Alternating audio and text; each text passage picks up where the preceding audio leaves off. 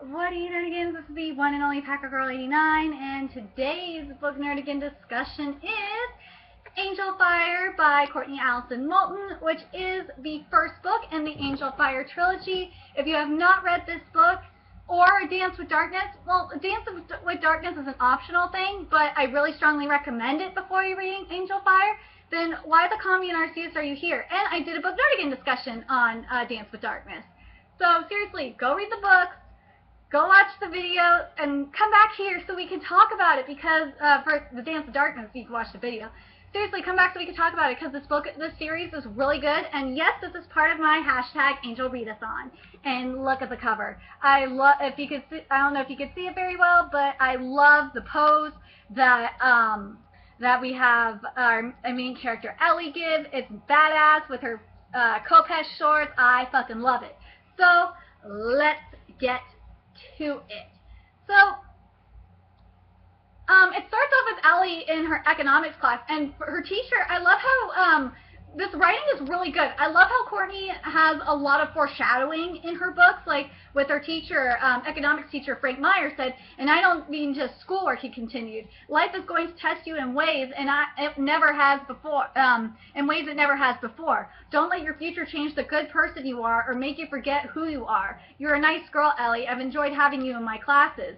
And later that night, they find out that Frank Meyer is dead, or Kate tells them that. They found him behind that bar, Lane's, and they watch the news, and this is what it says.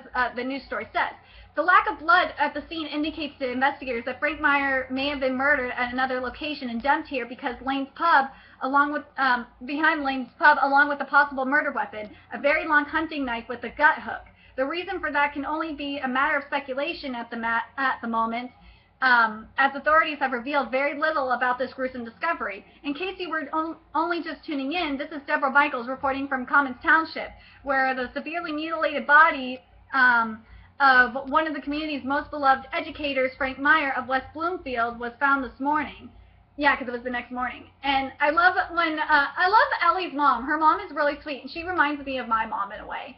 And I love when and Ellie's not eating her pancakes, and because she's flipped out, and her mom frowned and said, "You have to be smarter than the pancakes, Ellie." And I glared up at her. Weren't teenagers supposed to be the smartasses and not their parents?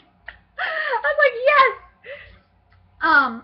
And then she has a dream where she steps into the grim and passing through the smoky veil into a world that most humans cannot see. Here the Reapers dwelled.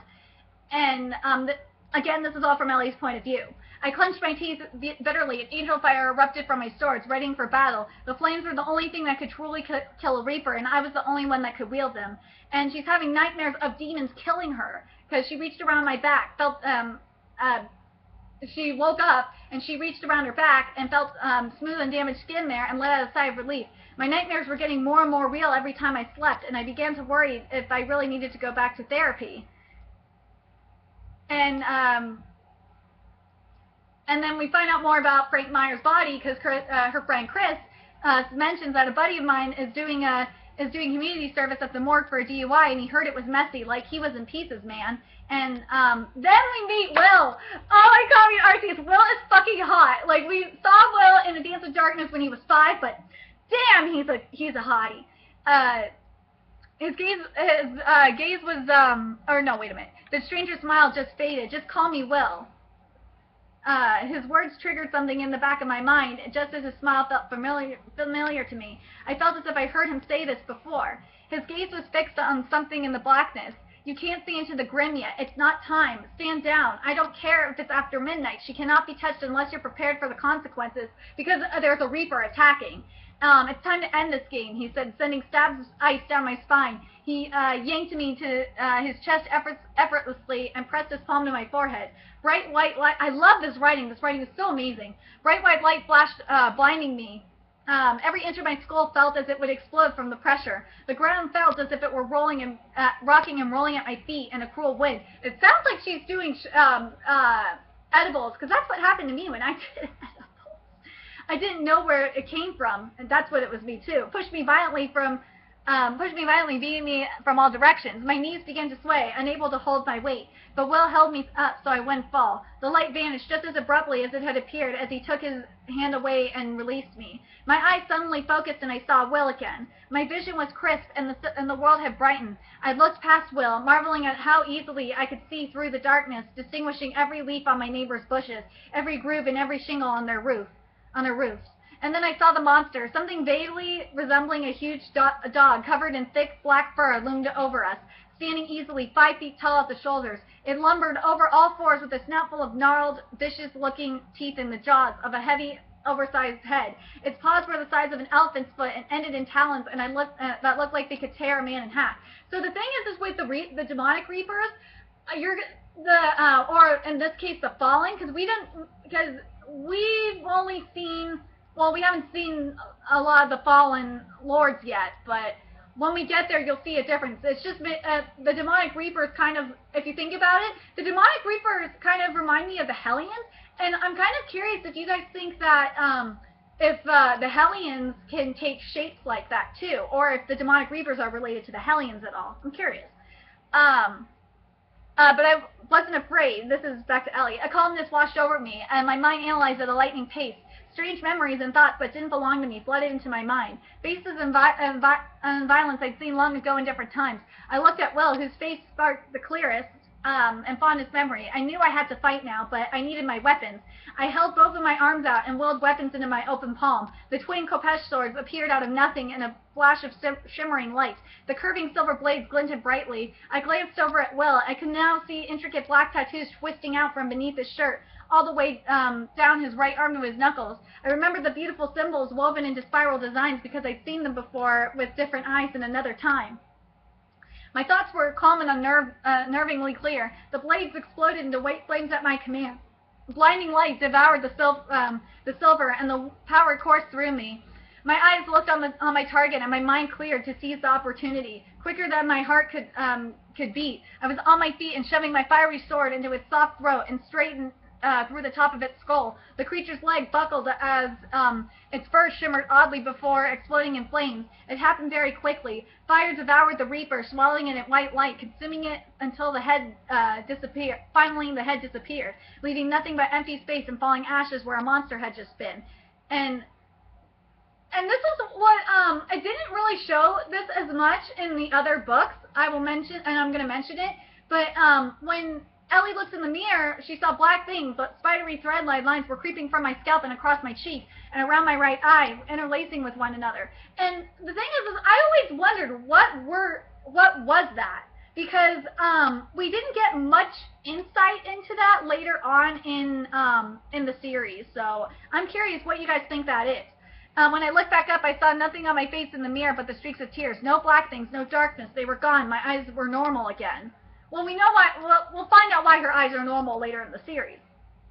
Will took another deep breath. He spoke slowly, but with an intensity that frightened me even more. What you saw, what you fought last night was a reaper. Forget the scythe-wielding skeletons in long robes. This is real. And we're gonna see a reaper later on, probably when I get to my mixed creatures readathon, my hashtag mixed readathon. There's going to be a series where we'll see reapers again. This is real. Most don't need sights because they have teeth and claws for weapons. They eat you. They eat your flesh and your blood, and then they drag your soul to hell. Your teacher, Frank Meyer, was killed and eaten by the same one you killed last night. You are the prelator, the only mortal in the world with the power to fight them, and I am your guardian, your bodyguard, sworn to protect and defend you, and you are making my job excruciatingly difficult. And I love Will. Damn it, Will threw his hands up. This is ridiculous. I don't understand why you don't remember. I triggered your power last night. You woke and entered the Grim on your own and killed the Reaper. Why don't you remember now? And he also said maybe it's because it's been so long. Before it was only 18 years between cycles. Your soul has been asleep too long. And we find out later in the series why it was that way. But I'm curious what you guys think. Why it took her so long to be reincarnated, Ellie to be reincarnated, the prelator's soul to be reincarnated. He watched me for a few moments. His jaw was clenched tightly, and he sucked in his upper lip in frustration. It takes a while for your memory to return sometimes, but it's never been this bad before. I know you're having the nightmares. You've always had them when you're ready to face who you are. Of course, the last time I saw you, the real you, well, that was over 40 years ago. You've been gone for 28 years. And Will pulled something out of his pocket and held out his hand. On his palm was a pendant shaped like a pair of white wings hanging on a gold chain. The necklace was gorgeous, urethral. And I would want that necklace too, by the way, for more reasons. The wings so brightly white that they shimmered and appeared to glow in the light.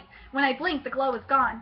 It's always been yours, he said, lifting my hand and placing the necklace on my palm. Since before I knew you. It never tarnishes or fades. Always the same, always permanent, even when fate takes so much away. He gently closed my fingers around the pendant, his warm hands lingering a moment too long. I'll talk to you soon. The flames didn't melt the snow around me. Angelfire only ever burned evil and left everything else untouched. Ellie goes into a flashback and fights Holger in the middle of class. She's reliving a past fight. It was crazy when because she was having a nightmare and she was reliving a past fight, and this happens a lot. And Ellie she gets her parents are freaking rich, and her dad buys her dad is an asshole, but we understand why in the next book. Gets an Audi A4 and a white Audi A4, and she names it Marshmallow. And like, just as she gets Marshmallow, she has to drive back to school to get something. A demon like totally destroys Marshmallow. And seriously, thank you for jump-starting Ellie's powers. Marshmallow is totally avenged now because Will had to do it. I felt so bad for that poor car. Like, I want an Audi A4. If you don't know what an Audi A4 is and don't know how their engines sound like, please go look it up on YouTube. They're fantastic. And then she says, I wiped away the blood and watched my skin heal right before my eyes. The torn flesh wove in and out as though it were being sewn back together with an invisible needle and thread until my skin was smooth and flawless except for smears of blood. So even though Ellie is mortal, she can heal herself. It's kind of like, think of it like a Wolverine kind of thing. For you comic book nerdigans. Will's sword. Will's sword is badass. I would love Will's sword. Now I got a better look at it. The blade was wide and almost as long as my whole body, and the hilt was incredibly beautiful with its sleek silver and gold curves molded into what looked like a wing. And her crushed to stony resolve surprising me. I'm your guardian, your servant. I'm here to protect and guide you. That is my duty, and that is all that I am. And Will is 600 years old, people. 600 years old. So you can see where you can, if you read the previous book or the novella, you know Madeline is fucking old as shit too. She's like way over a century now. And how old is the prelator exactly? Well, and this is what Will says. I don't know exactly. A few thousand years maybe. We have records of you predating ancient Rome. And Will on Ellie's swords, he explains they are Kopesh swords. They are Kopesh and ancient weapons. They are exceptional blades meant for slashing, not stabbing, but they get the job done. We are both able to call our swords through our power with angelic magic, but once they appear, they are here. We can't conjure new ones, so you had better not lose either of them. We can will them away also when we are holding them in our hands or when we die. They disappear until we call them again. And I'm kind of curious where they disappear to, because it was like, I know they go into the Grim, but we don't know which part of the Grim. And I kind of, or like, where the weapons even go to, if the weapons go back to heaven or what. I'm curious. I want to know what your theories are. Because my theory is the Kopesh swords, when Ellie dies, the Kopesh swords go back with her to heaven for whatever she's doing up there. The fire around your swords is Angelfire. The only thing effective, catastrophic enough to destroy Reapers besides decapitation or destruction of the heart. That's what those hooks on the back of your blades are for, which is pretty awesome. And if a Reaper dies by means other than Angelfire, will continue, its body turns to stone instead of burning up. And silver also burns, which is why our blades are made of it. So basically, werewolves, when we get to the different types of demonic Reapers, it makes sense where the werewolf legend comes from and why it's silver. I examined one of the blades closely. Etched in the silver, just above the helve, was a series of strange, whirling, beautiful markings. It's a Noshian, he explained. And we're going to see, when we get to the Fallen series by Thomas and Nagowski, we're going to see more Noshian. The language of the divine, angelic magic. He once told me that it's prayer of power, but I can't read it myself. We tried recreating writings on other weapons in order to make them as powerful as your Khopesh swords, but so far they are the only weapons able to light with Angelfire, which is pretty cool. And who engraved the prayer on, Ellie wants to know who engraved the power onto her sword. And he sat down, and Will sat down on the ground, his back up against my car. Ellie did in a previous life. And then going back to Ellie, I blinked in surprise. My fingers brushed the strange words, the edges of the markings scraping my skin softly. I felt some sense of nostalgia, but it was a distant memory, like the memory of a wonderful dream. The more I admired them, the more I remember. Just like the tattoos on your arm, I put them there a long time ago, which is true. And I remember tattooing this into your arm. I meant for it to protect you. It's an Enochian spell like the one on your sword. And the spell is ineffective on human skin. And how inconvenient, because seriously, if it was powerful on human skin, she would do it. And you know what it reminds me of? It reminds me of, and I'm curious if if Courtney was inspired by how Cassandra Clare did the tattoos with the Shadow Hunters. I'm curious if you got inspired by that to create that, because but the differences between the Enochian spell on human skin versus the carvings from the Shadow Hunters, when they're tattoos, the symbols, is that if you're not a Shadow Hunter, the symbols will kill you. And here it doesn't say if it kills a human or not. And Ellie asks Will, how did you find me? Do you always know where I am? And Will says, yes, I can sense you above all others. I always know where you are, and I try never to be far away. I found you again a few years ago, and the Reapers found you more recently. And when you die, you are reincarnated. Your body and soul are reborn over and over again in the same human form. I find you again, usually when you're just a small child, and guard you as you grow up. When you're 17 and ready to face your true identity, I wake you. When you find me as a little girl, how do you know it's me? That's what Ellie asked. And I caught the slightest glimmer of a smile. I've known you for a very long time. I can always tell when it's you. And she says, and then we get the confirmation that she's not immortal, not in the way that Will is anyway. And Will is not immortal either. Reapers are not immortal. Because they're not. Will has never died, and this is what he says: I've never died, but I am not invincible. I just don't age. So it kind of reminds me of how the angels are, because even with Gregory are the same way. Gregory don't age, and it makes you wonder because technically the angelic reapers, they are descended from the Gregory Lords. So you would think that they are in the sense Gregory, but they're just called angelic reapers.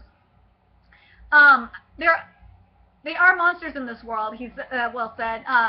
They hunt. This is about the demonic reapers. Here we go. Here's about the demonic reapers. They hunt monsters in this world. They hunt humans for their flesh and their souls, which they harvest in order to restore the armies of hell for the second war between Lucifer and God, the Apocalypse.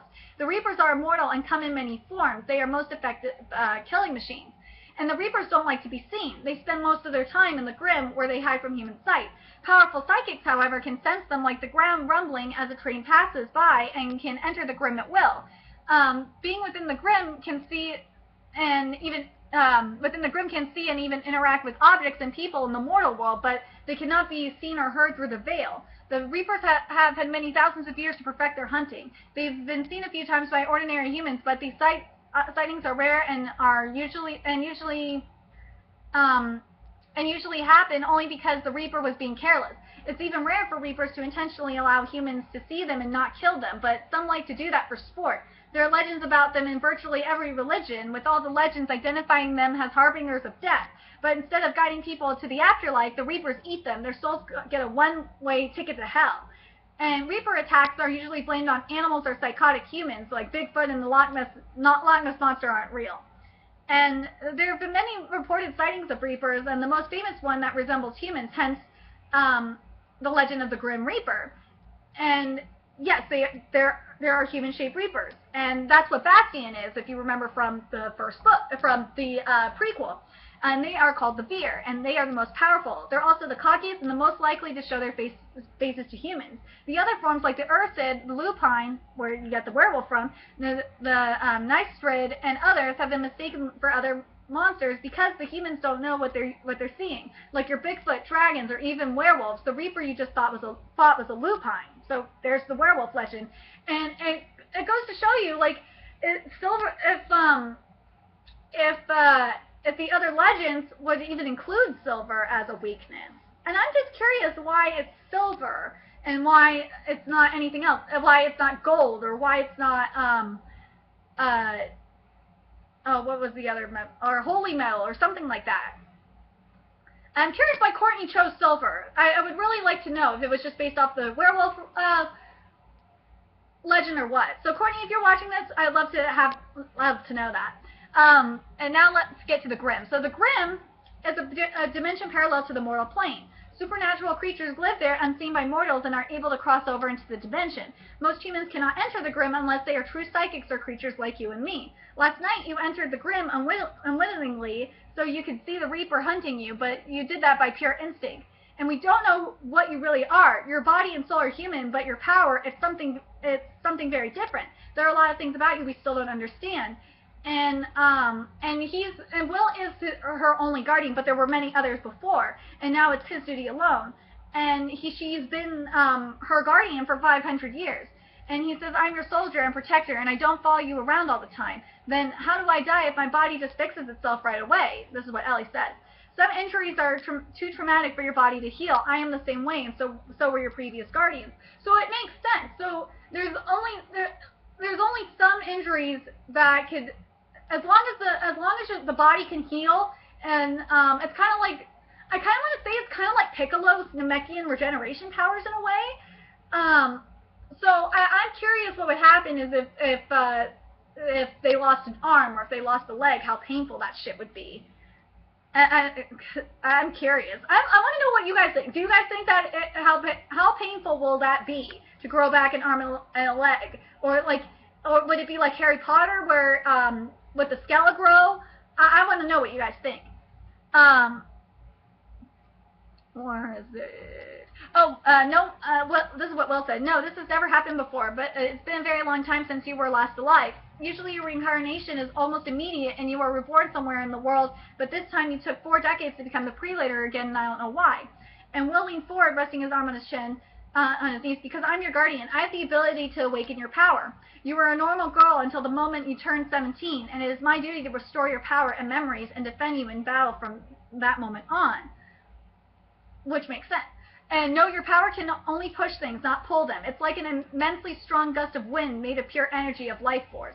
And he seemed unaffected. I've been your companion for 500 years as your guardian, your bodyguard. During the day while you're at school, you're safe, so I'm usually home until dusk. I need to rest too. I'm not following you around constantly, but I can sense if you're distressed or frightened. If you're attacked, I'll know. It's part of the bond we share, and that's through the tattoos. And seriously, don't hate on the classics, Ellie. Will knows what's up with the classics. I think it was classic books or classic music. He knows what's up. I've had a lot of time to myself waiting for your rebirth, he confessed. You were gone for so long, I had to think of something to do, and I found rock music. I've gotten pretty good at guitar, and I'll play some Rolling Stones tabs for you someday if we're lucky. Okay. I'm in love with Will now, because you guys know I love musicians. Heart musicians to a hardcore so much. All my comedy and art scenes. So they go inside this one place, and Ellie's like, I'm going to get tetanus in there. And oh, this is the warehouse. The warehouse is freaking disgusting. It's in like the ghetto, because this takes place in Michigan. I should mention that. This takes place in Michigan. And yeah, Ellie says, I'm going to get tetanus in there. And Will says, don't go rolling in piles of dirt and rusty nails and you'll be fine. And Ellie says, you're an ass. He is an ass. The only time you need to enter the Grimm is when a Reaper is hiding there. When they're hiding, that's the only way we can see them. And Will said, I know you remember how. I've seen you do it awaken by summoning your power, you have strength to kill a Reaper. They can do the same thing though, so you have to be cautious, and that is why you have the Angelfire. If you come across a Veer, you may not know what he is until it's too late. The weaker ones seem the most human. The powerful ones don't bother to hide what they are. They don't usually like to be compared to humans, but they'll shapeshift to take the form of a particular human in order to infiltrate.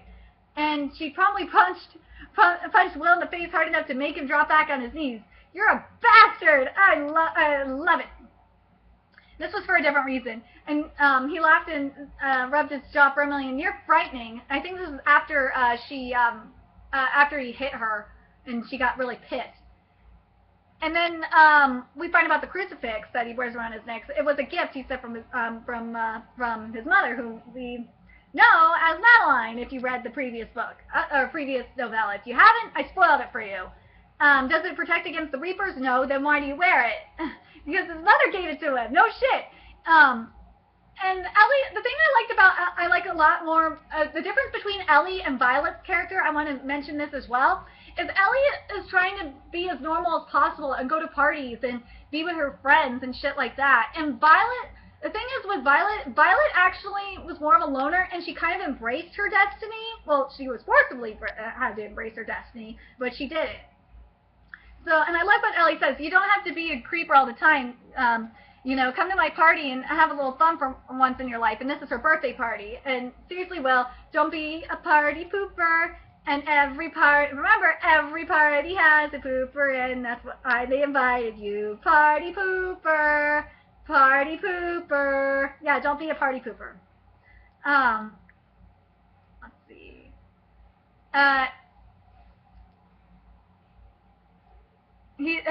And then Will nodded, failing to stop the spark from forming. Oh yes, you have only ever seen me when I will it. I'm spectacular at hiding. So then we meet Nathaniel and his girlfriend Lauren, who is a very powerful psychic. And this is what Nate said. She sent something arriving in the area recently that gave her quite a shock. It would only be nice if she could see the future. Then we'd have this one in the bag. Alas, she's only clairvoyant, but she knows a nasty Reaper when she feels it. And the thing, and Nate tries to tell really bad jokes, and I still think his jokes are funny. But the thing is with Lauren's power, we're going to see that power again come up in the next series that I'm going to do a Book Nerdigan discussions on. I'm almost done with it, the trilogy. I have the first 2 books ready to go, though. It's Angel by, L.A. Weatherly. There we go.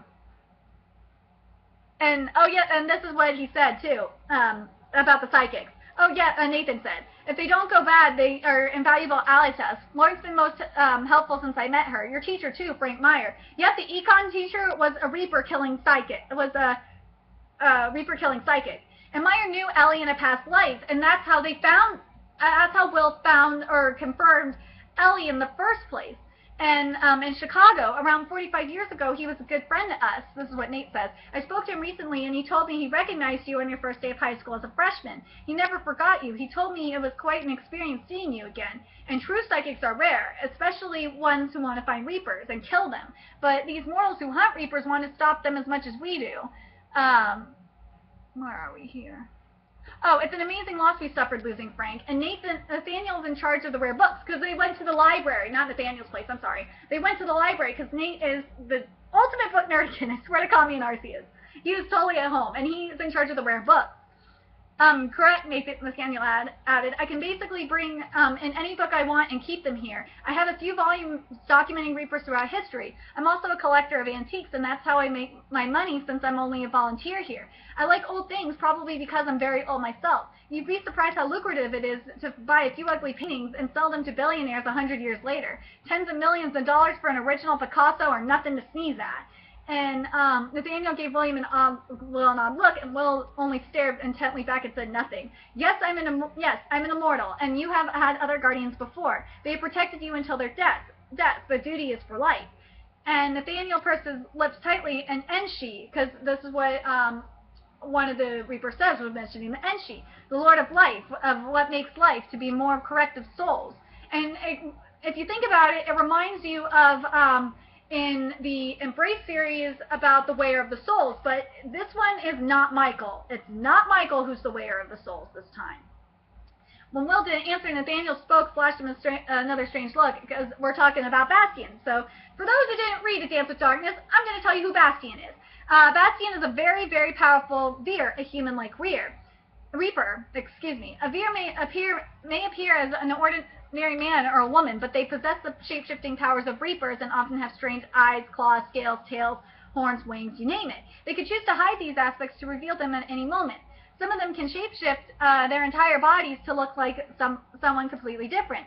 The Veer are also more powerful than any other Reaper, and they will often choose to control Reapers, like the one you killed at the school, as Bastian does. He is cruel and cunning and has been trying to figure out a way to kill you, or a way to destroy you, for the better part of a millennium, Ellie. He and his Reapers have killed and taken the souls of more humans that can be counted. And that's why it's our job to help you protect human souls from them. Bastian and his followers may very well be on the hunt for this Enshi. And Will can read Latin and Hebrew. Okay, Will is more yummy because he can read Hebrew, because reading Hebrew is a bitch. And apparently Ellie can read it too if she could, or she could in her past lives. And then we find about the Enshi. So here we go. So Enshi is the Lord of Souls, the giver and taker of breath of life. It says the Enshi is a dormant being who is the god of life under the command of Enki, the supreme god of earth. And that's according to the Sumerian mythology. And many ancient civilizations mistook Reapers for their gods, so that's one possibility for its origin, and it's associated with the symbol of the Enshi. And the image was of 3 circles arranged like a dartboard with 4 small solid dots arranged horizontally across the center and 2 crescents facing each other vertically. This is the seal of Azrael, Nathaniel explained, and the text could mean that the Enshi serves the destroyer, which is one thing that it could be. And that's definitely the impression I'm getting, Will said. Azrael is the angel of death. I think did we see Azrael again? Azrael previously? I don't think we have. I think this is our first time seeing Azrael. At least not anymore.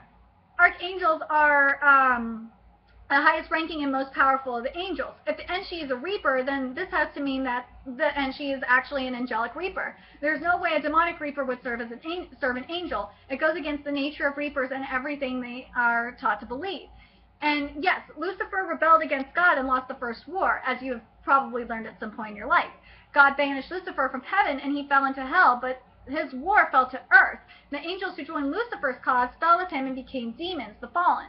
2 of the fallen bore horrible children whose descendants are the creatures we know today as the demonic reapers. And in desperation for more soldiers to fuel his army of the damned, Lucifer uses the reapers to collect human souls. And so that's what the Gregory Warriors. Gregory Warriors are, angelic reapers. So it makes sense. So the Gregory Warriors are the angelic reapers, because this really confirms it right here. The descendants of the Gregory will explain, not all the fallen who fought for Lucifer were truly wicked. God believed the Gregory could be rehabilitated, and so they were imprisoned in the mortal world. In order to make amends for their betrayal, they were ordered to watch over humanity. They're keepers of angelic magic and medicine and gateways into heaven and hell. They bore children between them, but these children weren't created out of wicked spirit and savagery. They became the angelic reapers, the earthbound soldiers of God who destroyed the demonic reapers and stopped them from taking human souls. The Gregories have 4 lords, the elemental watchers, who rule over the quadrant points of Earth. They are Formhald of the northern winter, Regulus of the southern summer, Aldebaran of the eastern spring, and Antares of the western autumn. They represent the spirit of the quadrant's elements. And no, they don't fight demonic reapers. They are very rare. But Antares, Watcher of the West, does live in America, Colorado. I think this is what Will said. And this is what Will said. And I don't think any of them fight. They are peaceful for the most part, but that doesn't mean they're weak. Where Ellie comes in, according to Will, the most powerful of the demonic reapers outnumbered the most powerful angelic reapers, and God needed help. You and the angelic reapers are fated to prevent Lucifer's second war, the apocalypse. If this happens, that's the end of days. And your job is to stop as many of the demonic reapers as you can. And the best way to kill a demonic reaper is with Angelfire. But the angelic reaper can't Reapers can't wield that power because their ancestors are fallen angels. We don't know what you are. You aren't a Reaper and your body is human. You just kind of appeared and we all accepted you. But when a Reaper kills you, it can't do anything to your soul. You're reincarnated and you fight again as if your soul is immune.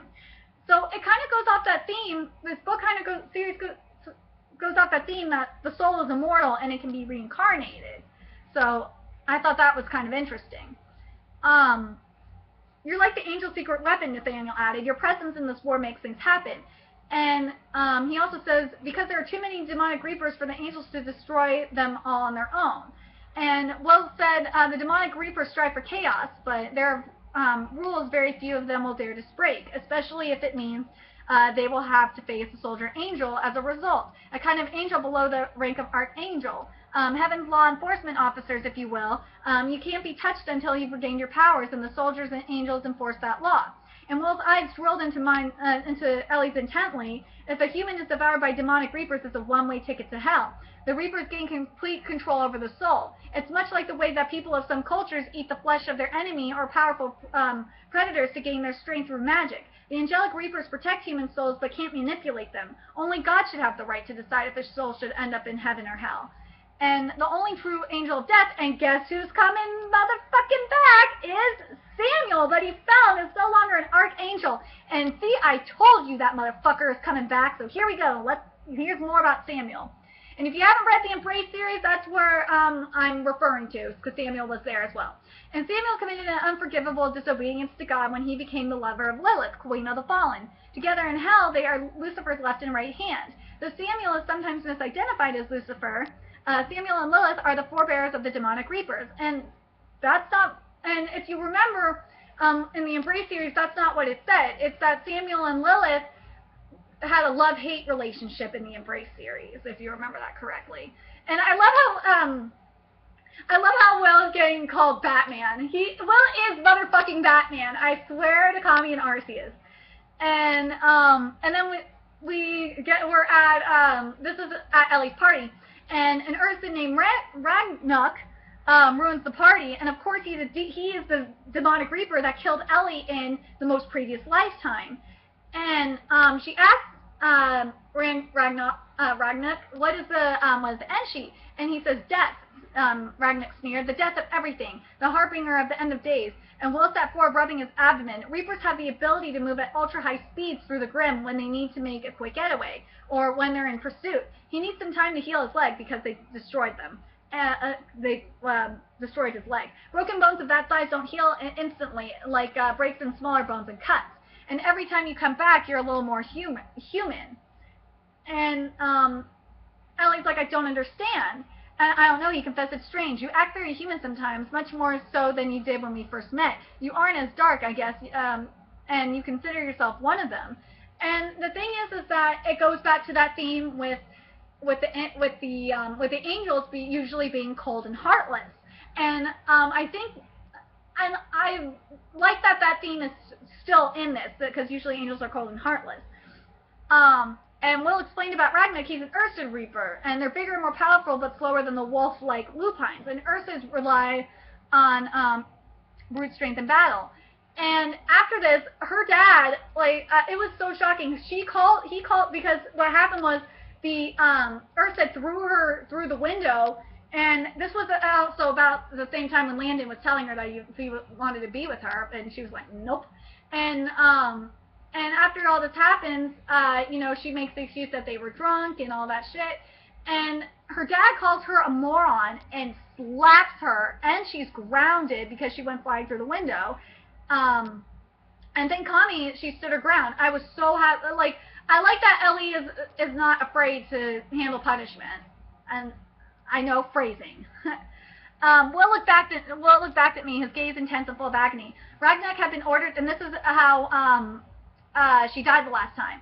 Ragnarok had been, where Will was, had been ordered to hunt you down, and Bastian's other thugs got me first. They held me and tortured me. I couldn't escape. When Ragnarok returned, I knew it was all over. He laid you in front of me, and you were gone. I managed to escape then because I knew I had to live. I had to be there when you came back. You died alone, but I wouldn't let you come back alone.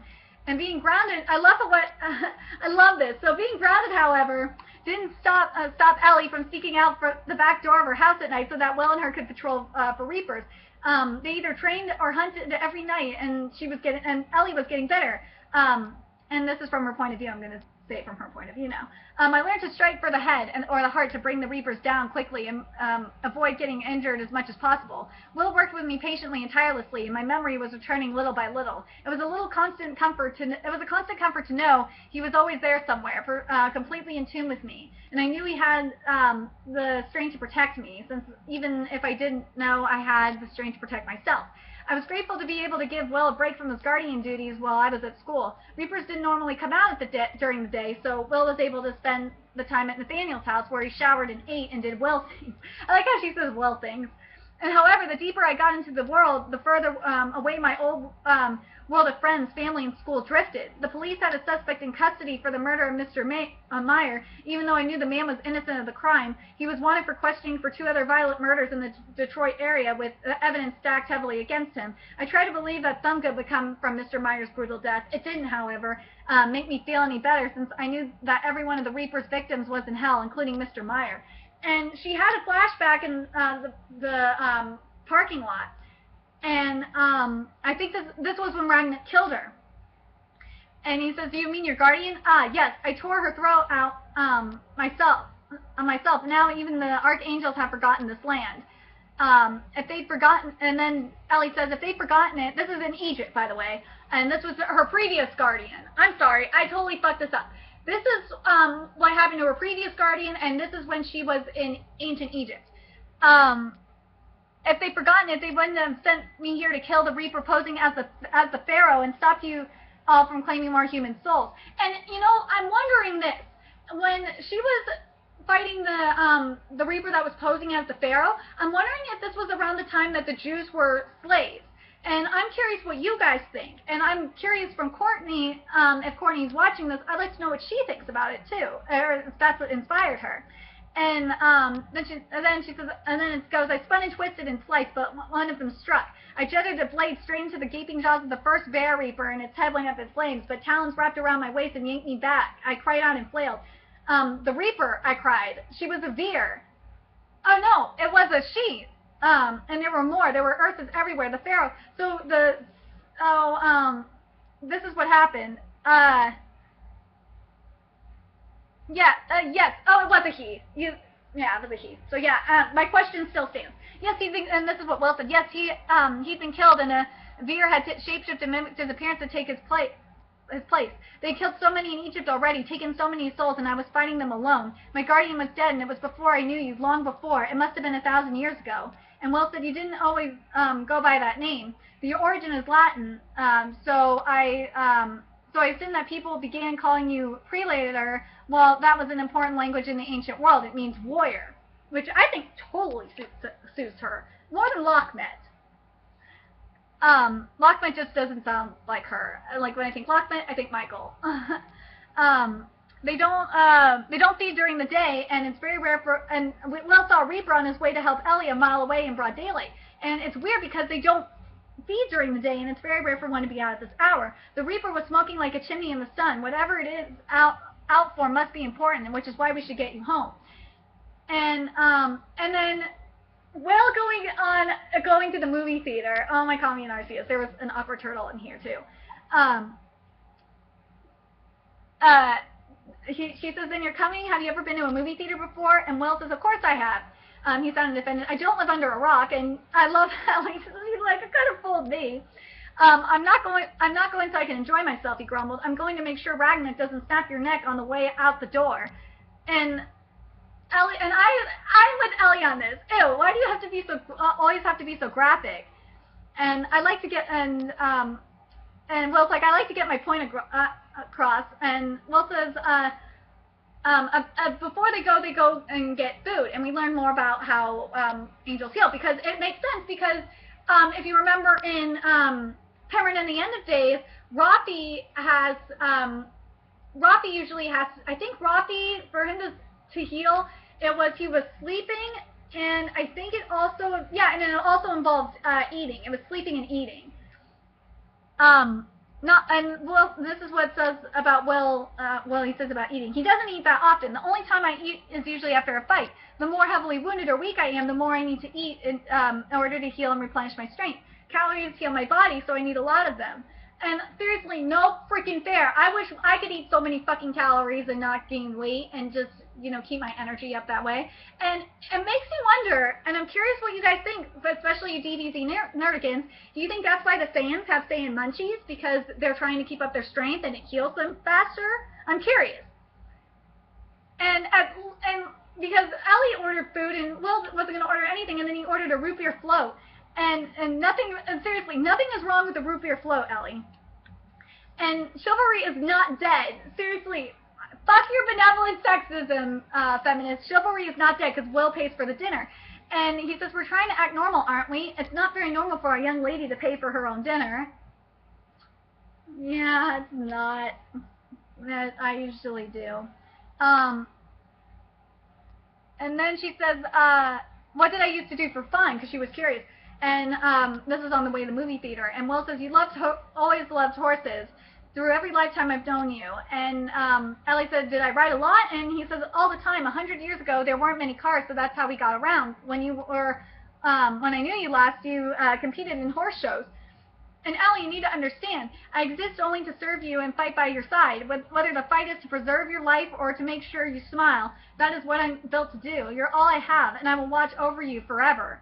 And I was like, oh, but seriously, who else would have more novellas on Ellie's past lives?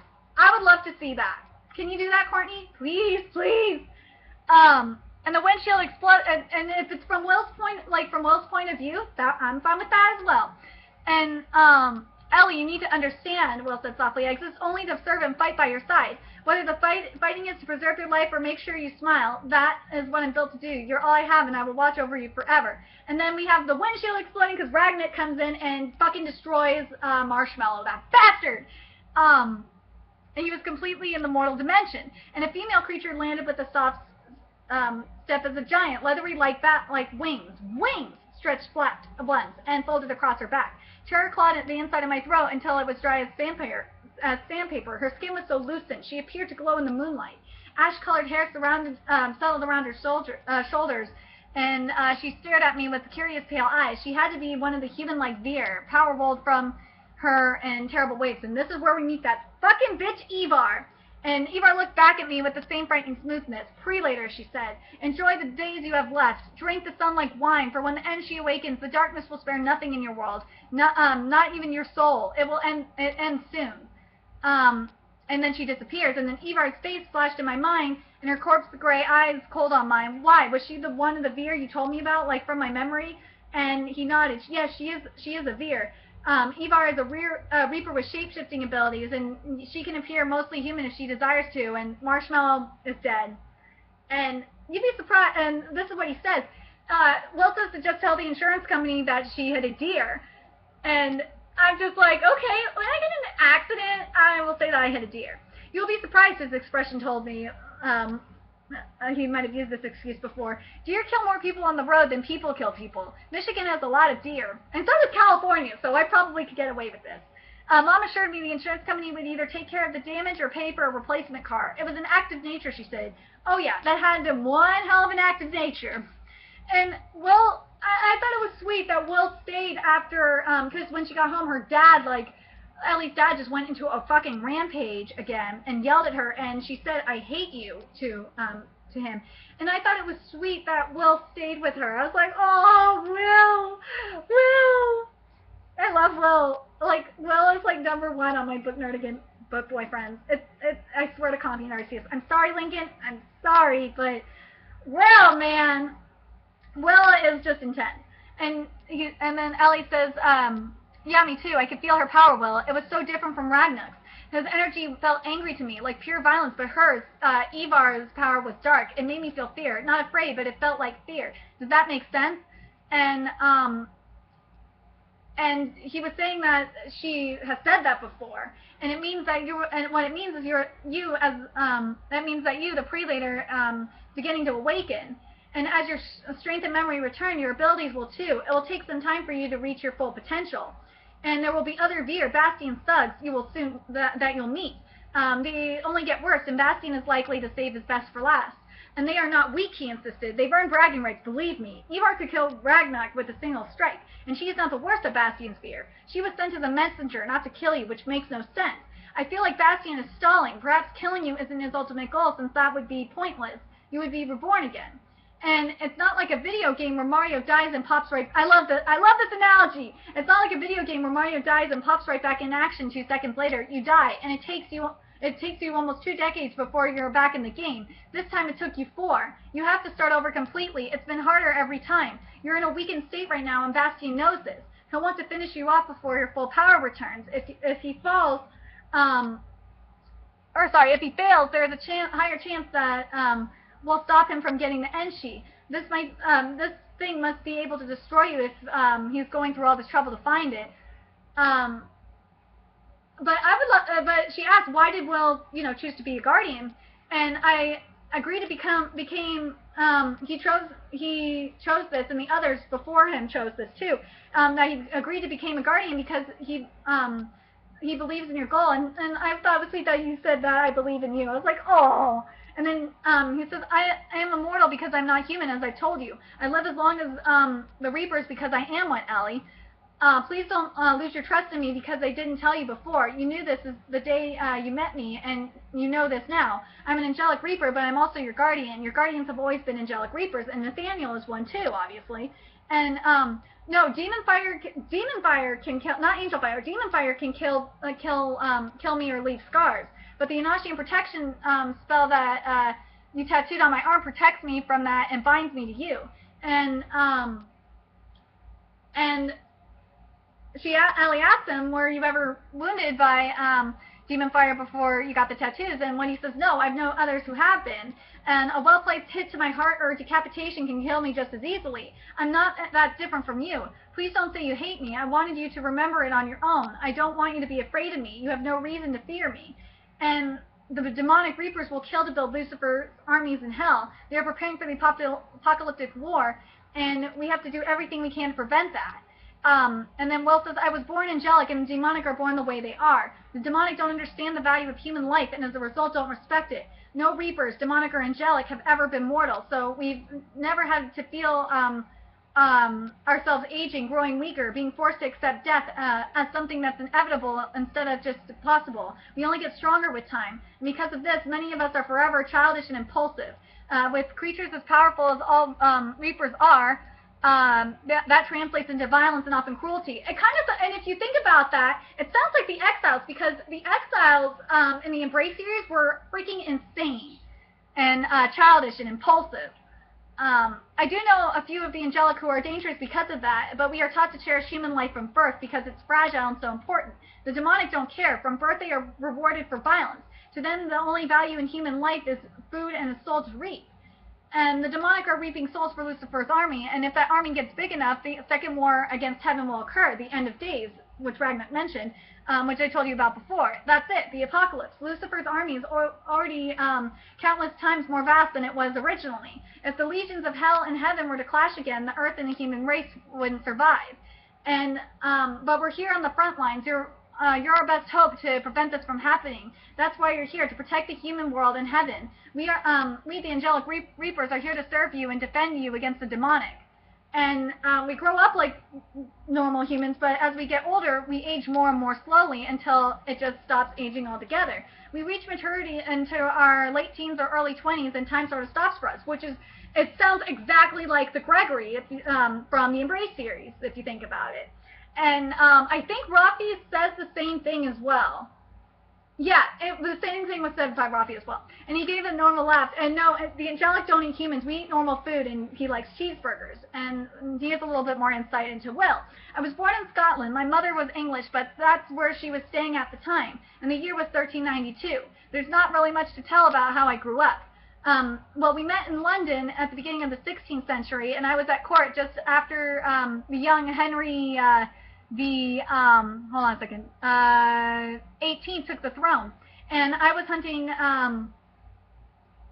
demonic Reapers who'd been impersonating nobles, And he let out, and what's there to tell? The food was horrible and our clothes were too thick and hot in the summer. Humans died a lot. People got sick. Every few decades, a plague claimed tens of thousands of lives. It wasn't really fun. An angelic beer like myself, female reapers can have child only once or twice every century, so births are rare occurrences. Whether a veer is angelic or demonic is determined by the mother's heritage. And he says that his mother died, but I hope that Madeline isn't dead. And for you guys, Book Nerdigans, I haven't finished reading the series. Do you guys think Madeline is really dead? And she thinks she's dead because, this is what Wells says, I left home and when I got foolish and decided to hunt the demonic. I went home a decade or so after I'd left and she was gone. Nathaniel took me in. He's always been like a big brother to me. Anyway, there hasn't been a trace of her since. It's likely she was killed by another Reaper. And he still has no clue about her father. My mother never talked about him. I think she loved him, but she wasn't proud of it or something like that. I don't think the relationship lasted very long. Where am I at? Okay, I should end this. I'm going to have to do a second part. And please understand that no matter what I am or what has happened in the past, I am yours. I am devoted to you above all else, and including my own life. And that is pretty heavy. And it's a burden that he's glad to carry. All right, I'm going to stop it here, and we will, because this is starting to get a little too long. So what do you guys think of this book so far? What do you think about Will's character? What do you think, if you guys have been doing the whole hashtag AngelReadAthon with me, do you guys see the similarities and differences and embrace that I do? Do you guys think, what do you guys think about the Reapers and how they are compared to, so far, compared to how the Fallen were in the Permanent and the Day series and also the Embrace series?